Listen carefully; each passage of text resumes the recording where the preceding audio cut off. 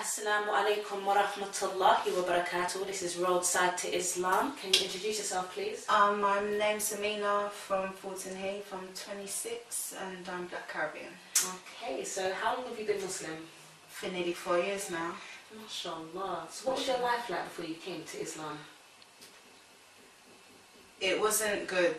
I was raving, smoking, coming home drunk but not remembering how I got home, but realising that I drove home drunk the next morning when I saw my car parked school with outside my house.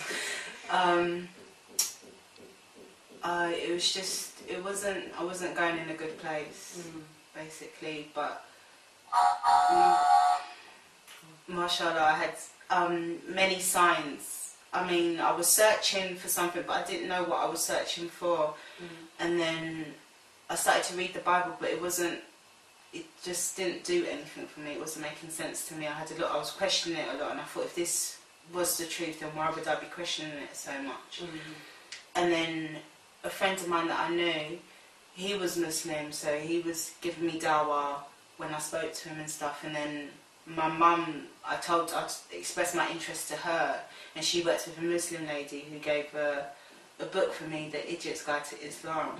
So I started to read that. I got myself a Quran and I was reading that, and there was lots of signs saying to me that you should be Muslim. I used to work in a school, and when they did RE, the topic was Islam, and I was finding myself really interested in it.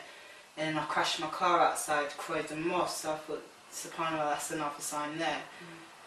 So it was a gradual process. I mean, it took me about 2 years to take my shahada from realising that maybe this is the road that I wanted to go down, masha'Allah. And then it was a gradual process, but I didn't. I overthink things a lot, so I knew that I didn't want to go head first into it and then afterwards think, oh my gosh, what have I done? And I knew a couple of girls that had just taken their shahada because they was with a certain person at the time, and then when that relationship broke down, they stepped away from Islam, and I was very conscious that I didn't want to be that type of person. Okay. So I took my time, read it through, inshallah, and... So now that you've converted to Islam, how do you think that it's changed your life? What's the differences? It's totally different. Everything is governed around my 5 daily prayers. Allah is always in the forefront of my mind.